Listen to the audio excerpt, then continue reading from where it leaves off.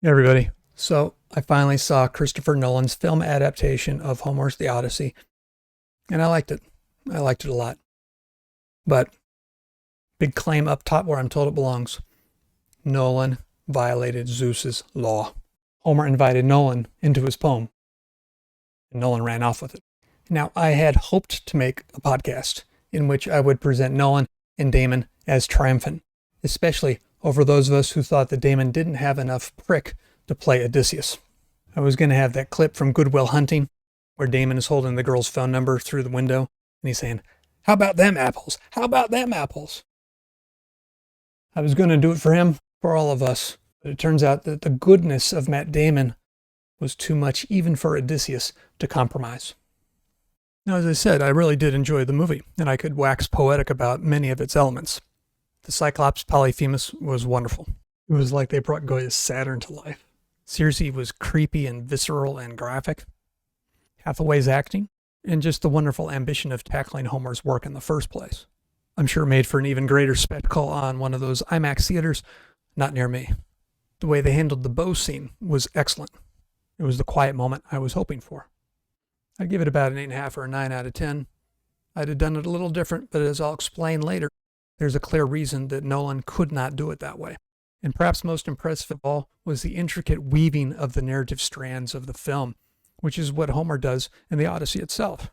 I'll add a link to an excellent essay by a guy named Daniel Mendelsohn, who, as far as I know, is the most recent translator of the Odyssey. He used Homer's original dactylic hexameter, and I really look forward to reading it because this essay is excellent. He explains why Nolan, who is so famous for weaving intricate narrative strands, was the obvious choice to do it with Homer's poem, which he abducted.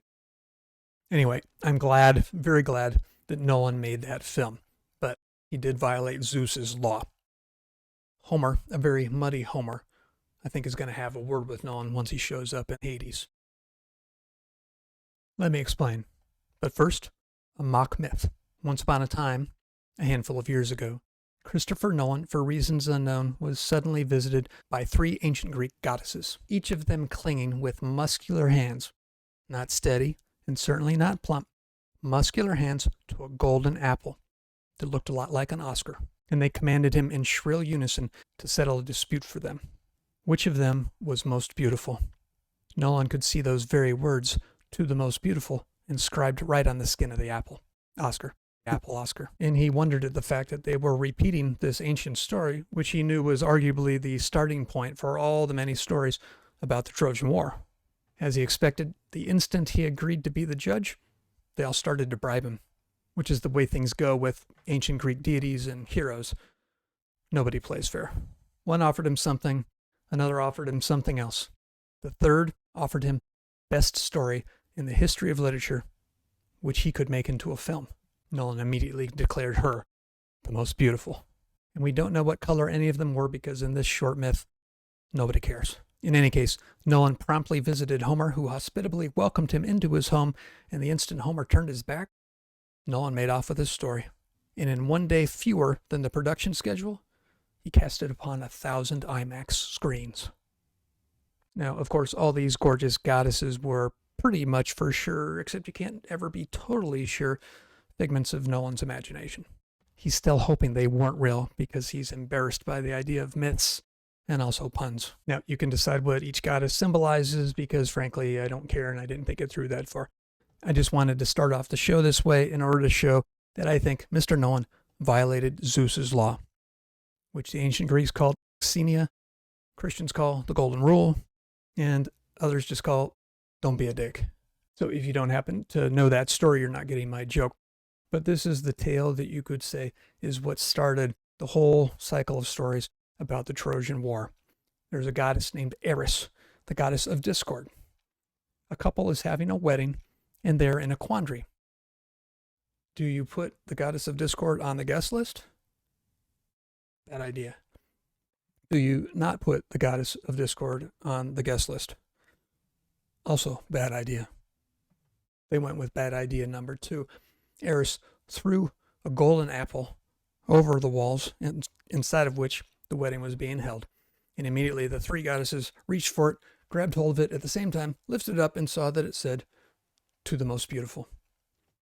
Thus the story is launched. They need to find somebody who's going to judge for them for reasons unknown. Zeus chooses Paris, one of the many sons of the king of Troy. The goddesses immediately try to bribe him, and Aphrodite comes up with the best bribe. She says she'll give Paris the most beautiful woman in the world, which happens to be Helen, who happens to be married to Menelaus. Paris promptly visits Menelaus, who welcomes him hospitably, and then Paris very inhospitably robs him of his wife. Then the Greeks, who had all sworn a vow that if anybody ever tried to steal Helen from whoever she chose to marry before she had chosen Menelaus, that they would come to his aid. And that's the real reason for the Trojan War. It was not, as our boy Nolan says, trading routes. Okay, so let's step back from Nolan's film and Homer's poem for a moment to talk about adaptation, specifically adaptation of literature for the big screen. Now, all of us who have favorite literary works, we're always excited when we hear that they're to be adapted to film. But we're also defensive, protective. We want to be sure that it's done right. And I think we naturally assume that the way for the film to be most faithful to the literature is to have essentially a one-to-one correspondence. Include everything. Don't leave anything out. Don't change anything. It doesn't take long, though, to realize that that's difficult, or in some cases just flatly impossible, given the time constraints of a film. Consider that a typical novel has something like 100,000 words. A typical screenplay has about 25,000. So even a director who really wants to cram as much of the work of literature as he can into his film is going to be lucky to get a third of it. So if you look at adaptations of literature, you see that there are different kinds of fidelity. One kind you could call direct fidelity, where the director does his best to have that one-to-one correspondence, a complete, straightforward adaptation. I think a good example of that, or 6 good examples of that, are Peter Jackson's adaptations of the Lord of the Rings trilogy, and then the 3-part Hobbit adaptation of J.R.R. Tolkien's novels. Now, he leaves a lot out, he changes things, and some of them drive me crazy. For example, this horrible pun. You fool, no man can kill me. I am no man. There are good puns, there are bad puns, and then there are feminist puns, as we've seen throughout history. But if you want to see the limitations of direct fidelity, you could do worse than to take a look at Wes Anderson's adaptations of a handful of Roald Dahl short stories in 2023. Anderson said he wanted to maintain Dahl's literary charm, which he thought he would lose if he lost the narrator's language and style. So he included almost every word in a short story in his short films. Even then, he took some out. Here's a clip from one called The Swan. Ernie had been given a rifle for his birthday. He took the gun and a box of bullets and went out to see what he could kill. Outside Raymond's house, he stuck 2 fingers in his mouth and gave a long, shrill whistle. Raymond was Ernie's best friend. He lived 4 doors away. He held up the rifle over his head. "Gripes," said Raymond. "We can have some fun with that." They have a kind of quirky charm to them, but they're very unusual. It's impossible to watch that and not notice that something is very different and arguably wrong. Super fun, super likable, but I don't think anybody expects them to change the future of cinema. They might be worth discussing in their own podcast, but for now, let's just recognize them as the exceptions that prove the wisdom of the convention. You got to leave a lot out. A second kind of fidelity we could call indirect fidelity. So in this case, there is no one-to-one correspondence. The director is not trying to cram in every word from the literature that he possibly can. Instead, what he's trying to do is to retain whatever is essential to the work of literature. Usually that would be the main points of the plot, but sometimes it would just be the moral vision of the story. The best example I know of this kind of fidelity is David Lowery's 2021 adaptation of Sir Gawain and the Green Knight. He titles it The Green Knight. And he does a wonderful job, but he changes it almost entirely. You could say that if Sir Gawain and the Green Knight is X, the Green Knight is opposite X, or perhaps better, 1 over X. In Sir Gawain and the Green Knight, Sir Gawain is at the top of the knightly world. He has success after success after success until, at the very end, spoiler, he plummets and he fails. There's a lot more to it, so it's worth reading. In The Green Knight, by contrast, the hero starts here, at the bottom of the knightly world. He's only an aspiring knight. And after embarrassing, humiliating failure after failure after failure, at the very end, spoiler, he has a grand success. The beauty of Lowry's adaptation is that the moral vision is consistent. Both stories are about honor. The story is just told, as it were, from the opposite direction. Now, movies can be faithful, but they can also, like Helen, be unfaithful. The movies that bug me worst I would call appropriations or hijackings. They're movies that use the same title, unlike Lowry's The Green Knight. Notice he changed the title. They use the same title as the literature that they are supposedly adapting, but instead they basically skin the poem, step inside it like a Halloween costume, and walk around in it. They impose their own image on the literature, and that I cannot abide. An example of this that I just cannot stand is the 2007 adaptation of Beowulf by Robert Zemeckis. Now, Zemeckis is an accomplished director, but his adaptation corrupts the idealism of the original Beowulf, and it does it on purpose. He takes Beowulf, who in the poem is a perfect warrior and a king for the ages, and exposes him as a lie and a fraud, all on the leftist logic that anyone in a position of power or authority got there through corrupt means. Now, that's fine if Zemeckis sees the world that way, but he shouldn't impose it on Beowulf.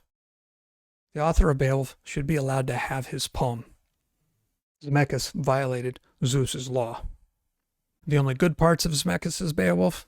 Well, at one point, Grendel speaks in Old English. It's ethereal and it's beautiful. Props. Man bellows and glad mood. Man hermod. The other, Grendel's mother, who in the poem is called a swamp hag, is played by Angelina Jolie, naked and dipped in gold. That's brilliant. But I watched this movie for the articles written in Old English. So what about Nolan's Odyssey? What kind of fidelity did it show? The answer? The in kind. It's an appropriation. It's a hijacking. There's no two ways around it. It's a good version of that, but it's a hijacking. Okay, how did he change it? Well, we're going to spoil some things here, but we'll do as few as we can. The first thing to know is that he didn't just cast Matt Damon as Odysseus. He turned Odysseus into Matt Damon. In the battle between Odysseus, voracious man of many motives, virtuoso of fabrication, the man who loves his wife and son, but loves himself more, and wants to get home, but just not until after he's done everything else a man can do.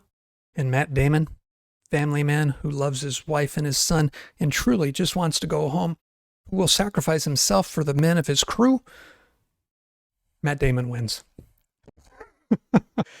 He's just too good. As I told you in my very first podcast on the Odyssey, Damon just doesn't have enough prick in him to play Homer's Odysseus. So he didn't. Remember this clip? We won in war.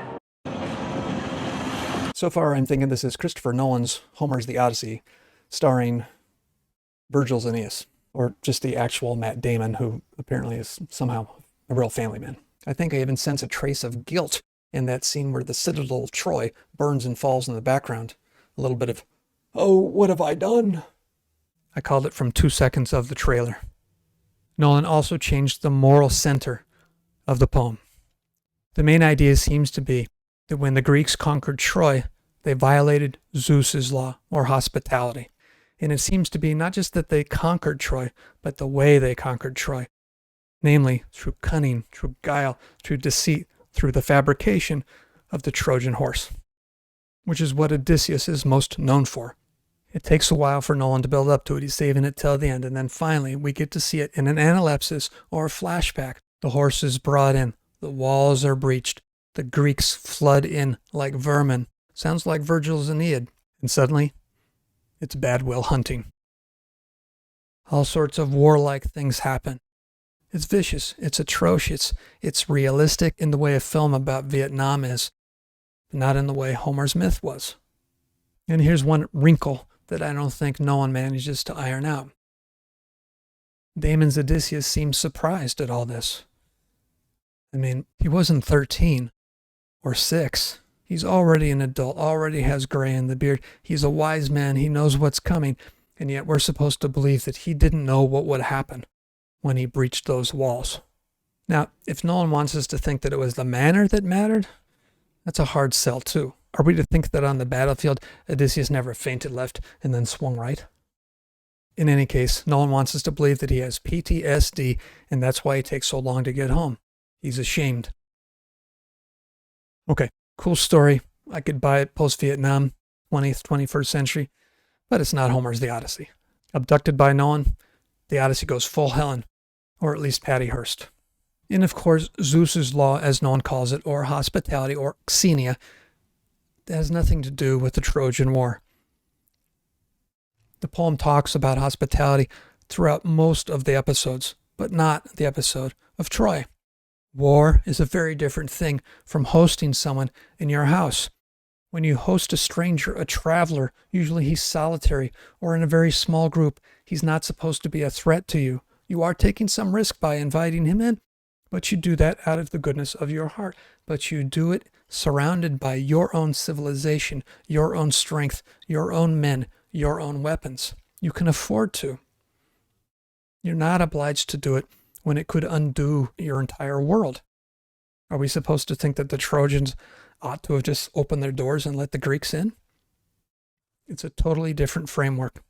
Today, we're not likely to love the exaltation in the glory of war. But Odysseus did. Homer represents it, and he does not condemn it. If the Trojans had defeated the Greeks, they would have done the same thing. Virgil would differ, of course, and I'll get to that in a few minutes. Now, even supposing you were supposed to apply Xenia to the Trojan War, well, the Greeks could say the Trojans violated Xenia first. They were welcomed into Menelaus' house, and they stole his wife. They had it coming. You violate Zeus's law, and you pay. And of course, the Trojans never offered to give their hostage back. ... It gets even more extreme. Nolan takes the gods out. Yes, I saw Zendaya as Athena, but it's never quite clear if she exists. The film just barely permits you to believe that she is a real goddess, but it strongly discourages it.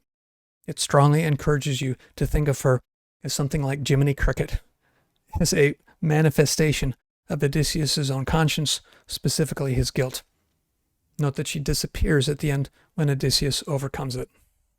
Nolan goes further. He snatches Homer's hero out and replaces him not with Aeneas, but with a man who seems not to believe in the gods at all, kind of like Nolan himself. This man, you could say, is a kind of post-Christian. He has all of the ethics of Christianity, or almost all of them, but he doesn't have any foundation for them. That warrants its own podcast. He sacrifices himself for family and friends, but he has no transcendent code to justify it. The podcast is getting darker. That's what happens in Nolan's film, too. Civilization is dying. Now, Nolan's taking out the gods was either the cause or the result of his commitment to a gritty realism.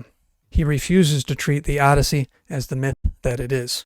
That's his choice, but I think it was a huge mistake. It takes half the fun out, much of the cleverness, and, 3/4 of the truth. All that calls for another podcast, but I think I should probably go back and look at other of Nolan's films in order to do it justice. In any case, one detail, spoiler, that you might want to know is that if you really love the pun that Odysseus uses to escape from Cyclopes Island, it's not there. The following clip from Jon Stewart's The Daily Show may be more revealing than you might think at first. Apparently there is a joke that Odysseus makes with Cyclops. Yes. He was very upset that that was not in the movie. I understand. Mm-hmm. It's a pun. Puns in translation are tough. Do you do a lot of puns in your monologues every night? We do sometimes, but only because we write the show at a 5th grade level. It's a slightly different. He dismisses the nobody pun. He thinks puns are inherently childish. You will have no truck with them. Nolan's The Odyssey is for adults, which means taking the divine out, which, like puns, is for children. Oh, G.K. Chesterton, C.S. Lewis, and J.R.R. Tolkien, where are you when we need you? Answer, your library, and probably online for free. Nolan just doesn't get myth. I don't think he tried that hard. It may also suggest that Nolan hasn't read much Shakespeare, who, I hope it's not too much to suggest, is approaching Nolan's class. But he should read Act 1, Scene 2 of Henry IV, Part 1 if he wants to see how potent a pun can be. He could see the same one in the same act and scene in Hamlet. Apparently, Act 1, Scene 2 is where puns go to live forever. The nobody pun in the Odyssey wins because of its charm. You could say it wins in myth. No, it's not realistic. It wouldn't have worked in a real story. But neither would the Trojan horse. Neither would Penelope's trick of the shroud. Were the suitors really so stupid that even they wouldn't have recognized that she'd failed to make any progress for years? Note how hard Nolan in the movie works to convince us that the Trojan horse could have worked. But they all went out in Homer's The Odyssey because of charm. Myths put us in a sort of mood. We're both deeply serious and also deeply playful. They give us truth, a kind of philosophical truth, not history. And Aristotle says that philosophy gives us a higher sort of truth than history. In a way, myth is truer than history. Myths give us meaning. And a pun can be not just compatible with that, it can be productive of that. But Troy is not Vietnam. Not for Homer. Not for the ancient Greek tradition. So I don't think it's too snappy to say that Nolan violated Zeus's law. When we read our poem, or when someone adapts it for film, Homer is our host, and Nolan takes it from him, as Odysseus took Polyphemus's cheese, or as Odysseus took Troy. I've heard that many ancient Greek scholars and translators are thrilled about Nolan's movie because it's getting people interested in ancient Greek literature, and I'm totally with them. But I can't help wondering how many of them are going to see the film and walk away thinking that that's the real story of the Odyssey. It's not. But perhaps Nolan committed only one truly unforgivable sin. He took out Book 23. Now, if you've been watching my podcasts, you know that I've done 12 shorts and 2 longs, and all of them were building up to Book 23. That's the reunion scene between Odysseus and Penelope. It's gorgeous. It's exquisite. I think it's the best chapter in the history of literature. And Nolan took it out. It's the greatest moment of womanly triumph in the Odyssey, and arguably, again, in the history of literature. And he's the feminist? All right, to bring it home, I don't know if you can tell, but I do forgive Nolan. I enjoyed the movie. I'm glad he did it. How do I let him off the hook? If he's really violated Zeus's law and left out Book 23, that last is beyond dispute, how can I forgive him? Well, a handful of reasons. First, Irish Catholic forgiveness. If you can't tell, I've heard enough about Nolan smuggling Irish Catholic guilt into Homer's The Odyssey and blaming that for everything. I don't think Nolan is Catholic. I don't think he's Christian. I think he's post-Christian. Good man, but post-Christian. I'm going to try and make Irish Catholic forgiveness the new cliche. Second, it's a really good movie, especially if you're able, as I am, to be hospitable enough to forgive the visitor for what it did on its last stop. Notice this is textual. In the Odyssey itself, Telemachus gives safe passage on his boat to a man named Theoclymenus, who admits that he's on the lam because he just killed his cousin. He doesn't work too hard to convince us that it was justified. Telemachus says, all aboard. In any case, if you love Homer's The Odyssey, you'll find that Nolan's abducted version has many of the themes dear to you. Homecoming, the restoration of family bonds, and star-crossed lovers. And he is true to Homer's story here. They don't end up dead. Nolan's Odyssey is mostly a comedy in the sense that it ends happily, just like Homer's The Odyssey. Third, artistic thievery is a sin of our age, just like plundering was in Odysseus's. Moreover, artistic thievery is a sin of every age. It's practically a synonym for art. I love Shakespeare. He stole almost all his plots, but he improved them all too. But art is a rougher business than you might think. As they say, you can't make a chicken without breaking some eggs. But seriously, Virgil was a predator. He hunted Homer's works, the Iliad and the Odyssey. one of his characters gives Odysseus a new epithet, that ringleader of atrocity. If you want a podcast or 20 on the Aeneid, tell me in the comments. But the thing is that even Virgil, that predator, he changed the name. He called his book The Aeneid. If you want to read about the real Sinon, by the way, it's in Aeneid Book 2. Of course, Nolan totally rewrites that character as well. Virgil might have a word with our boy Nolan when he shows up at Hades. The fourth, free speech. As a big free speech guy, I do not believe that language is violence. I've been talking about predation. It's a metaphor. Don't fall for it. An artist can do whatever he wants. But by the same logic, if we think what he did was to violate Zeus's law, we can still call him out. So his abduction of Homer's The Odyssey was not violence. It was just arrogance. A whole lot of arrogance.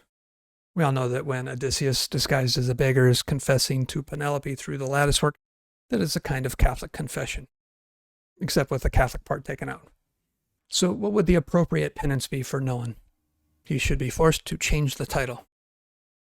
If you ever buy a team in the NFL, Nolan, and you move it from one city to the other, you got to leave the name and the mascot behind. But as I said, Mr. Nolan, I do not forgive you for leaving out Book 23. I'm going to watch the movie again tomorrow. I'm going to look hard for reasons why you might have done that. If I find one, I'll do a follow-up podcast. So thank you for watching to the end. If you have questions for me, please just put them in the comments and I will try to respond. In the meantime, thanks for watching.